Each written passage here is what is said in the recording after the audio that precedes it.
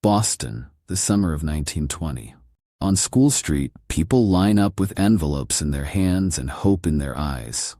In the cafes of the North End, smoke hangs in the air, newspapers are skimmed, and a name passes from mouth to mouth like a password. Charles Ponzi. Some call him a genius, others an adventurer, but everyone clings to the same promise that seems to overturn logic: 50% profit in 45 days. Said quickly, it sounds like a joke. Said by Ponzi, in a perfect suit with a warm voice, it becomes possible. Who was this man who made an entire city dream? Born in 1882 in Italy, Ponzi grew up in a world too small for his ambitions. He emigrated to America in 1903, later saying he stepped off the ship with only $2.50s in his pocket. The exact truth hardly matters. The point is clear. He arrived with little and wanted a lot. His first years were a shuffle of odd jobs, attempts, and failures. In Canada, he forged a check and landed in prison. Back in the States, he crossed the law again. None of it broke his will. It taught him something else. The world is easier to conquer with a convincing story than with a perfect calculation. The real spark came in 1919 when he discovered the International Reply Coupon, a postal voucher you buy in one country and exchange for stamps in another. After the war, currencies were unstable, and the idea of arbitrage sounded logical. Buy cheap in Italy, redeem dear in the US, sell the stamps, close the loop with profit. As a theory, it's brilliant. In practice, it hits the wall of logistics. You'd need tons of coupons, transport, people, time, fees. Not impossible in essence, impossible at scale. And that's where Ponzi's talent took over. He didn't need a factory of coupons. He needed a simple story, repeated well. He opened an office at 27 School Street, named his venture the Securities Exchange Company, and began taking money. He wasn't selling stock. He was selling trust. His tone was assured, his explanations friendly, and the promise never changed. 50% in 45 days, 100% in 90. The first investors who asked for their money got paid on time. Not because the arbitrage worked, but because others had joined in. Word spread faster than a streetcar. Workers with rough hands walked in, widows with savings scraped over years, small shopkeepers, priests, lawyers.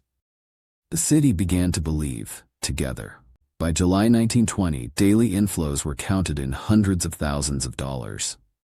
Ponzi bought a villa, wore expensive suits, and smiled in the newspapers like a confident gentleman. He was respected in the Italian community and watched with fascination by the rest of Boston.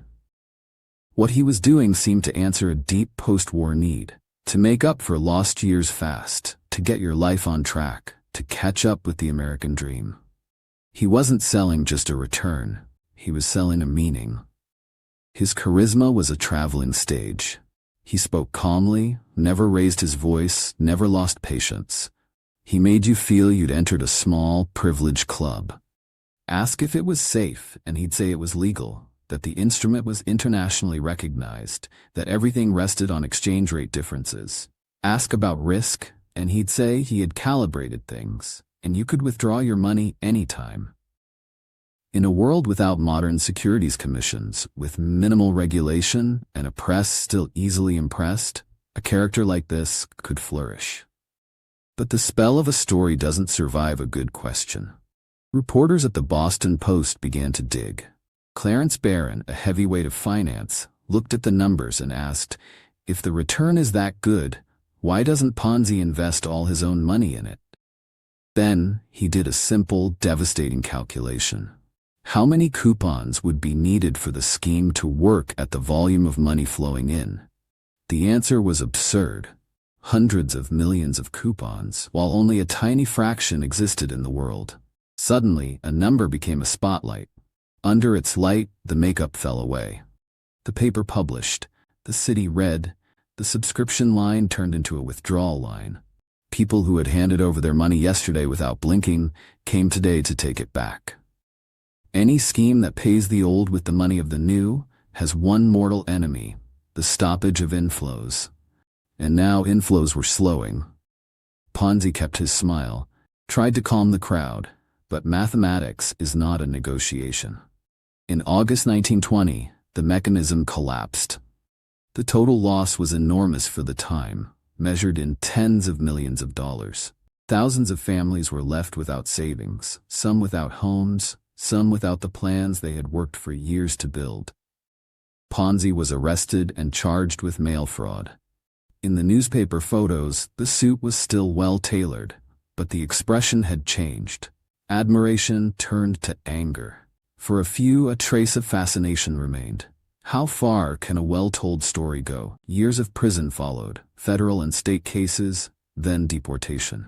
He returned to Italy and tried to find his place, but the glory days were unrepeatable.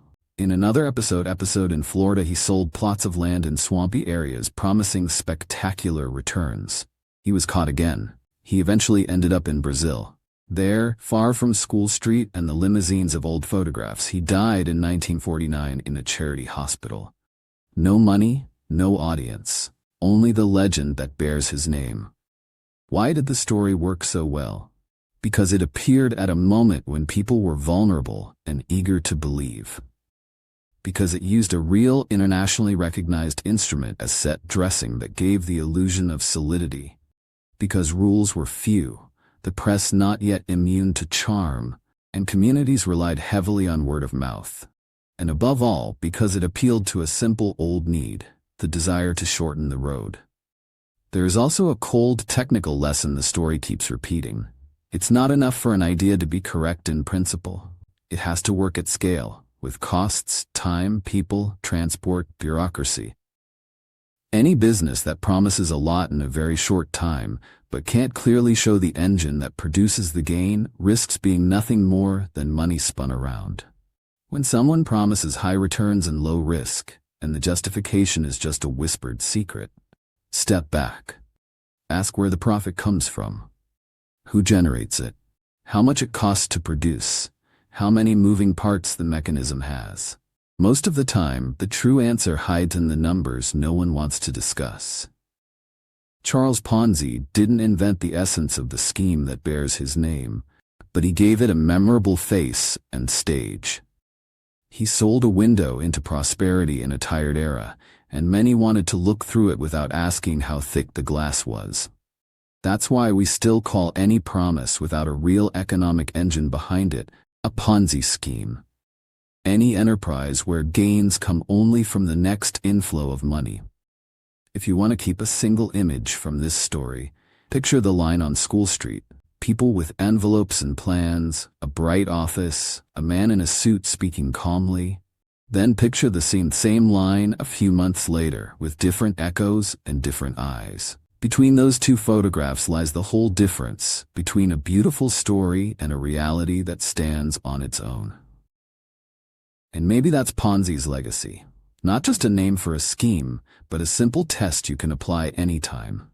When you hear the perfect promise, ask what's missing from it. If the answer is unclear, turn back. Sometimes the best profit is not to lose.